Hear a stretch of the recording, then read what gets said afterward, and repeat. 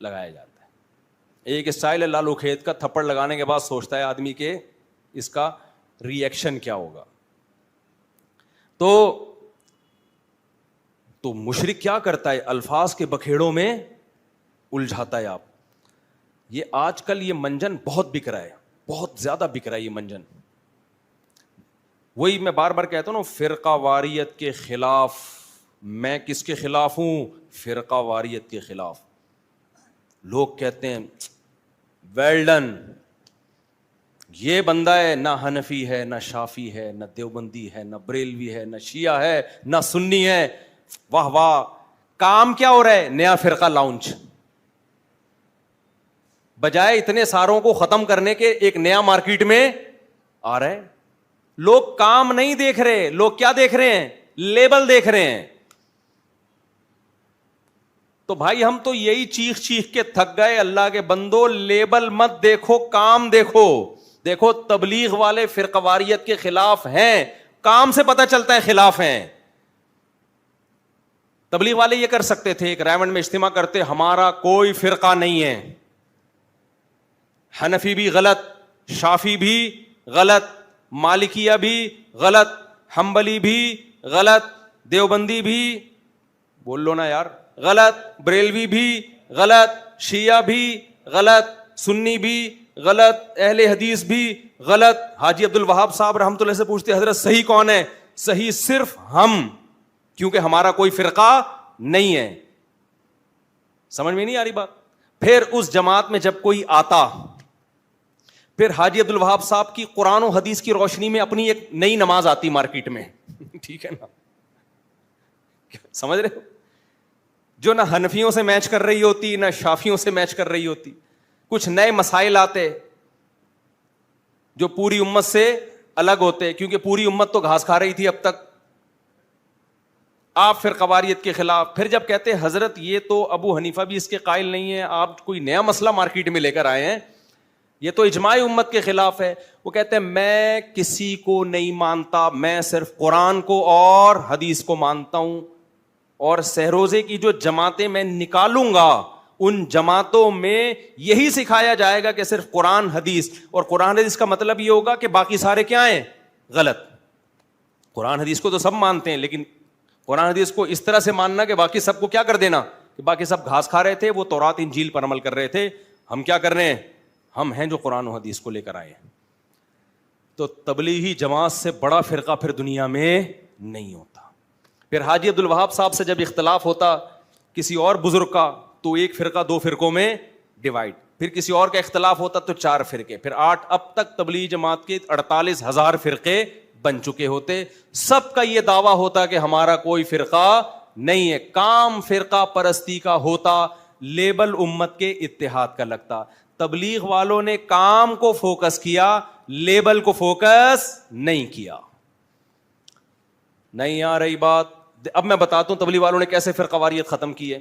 تبلیغ والوں نے سب سے پہلے توحید کا نعرہ لیا کہ توحید. اتنے لبرل نہیں بن گئے کہ مشرک کو بھی جگہ دے دی انہوں نے. سب سے پہلے لا الہ الا اللہ, آسان زبان میں اس کا کہ بھئی اللہ سے ہونے کا یقین, غیر اللہ سے نہ ہونے کا یقین. یا ہونے کا مطلب اسباب سے ہٹ کے اگر کوئی کچھ کر سکتا ہے تو صرف کون کر سکتا ہے؟ یہ مطلب نہیں کہ پولیس بھی کچھ نہیں کر سکتی, ڈاکٹر بھی کچھ نہیں کر سکتا. تبلیغ والے بھی ڈاکٹروں کے پاس جاتے ہیں, ٹیکے ویکے لگواتے ہیں, وہ گولیاں بھی کھاتے ہیں. اسباب سے ہٹ کے صرف کون کرے گا؟ اللہ. اور اللہ کے احکام کو صرف نبی کے طریقوں میں پورا کرنا کیا ہے؟ کامیابی. اس میں نبی کے آخری نبی ہونے کا بھی اقرار ہو گیا کہ نہیں ہو گیا؟ کیا خیال ہے بھائی؟ تو اسلام کی بنیاد ہے, اس بنیاد پہ کمپرومائز نہیں ہو سکتا. پھر انہوں نے 6 نمبر بیان کیے, جن 6 نمبروں میں کسی کو کوئی اختلاف نہیں ہے. ان 6 نمبروں میں ایک خوبصورت نمبر علماء کا اکرام, تاکہ لوگ علماء سے ہٹ کے کوئی نیا فرقہ نہ بنا لیں. تبلیغ میں علماء کا اکرام سکھایا جاتا ہے. کیا سکھایا جاتا ہے؟ علماء کا اکرام.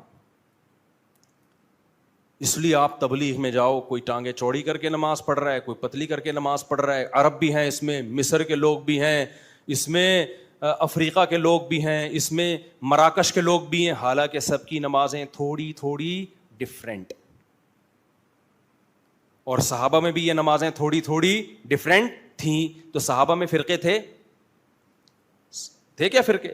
صحابہ میں رفع الیدین کرنے والے بھی, نہیں کرنے والے بھی, زور سے آمین والے بھی, آہستہ آمین والے بھی. تبلیغ نے اپنے عمل سے بتا دیا کہ جب صحابہ میں ڈفرینٹ قسم کی نمازیں ہو کے بھی ان کا ایک فرقہ ہو سکتا ہے, تو ان ڈفرینٹ نمازوں کو مناظروں کر کے ختم کرنے کی ضرورت نہیں ہے. اللہ اس امت میں اسی ڈفرینٹ قسم کی نمازوں کے ساتھ ہی اس امت کو متحد دیکھنا چاہتا ہے.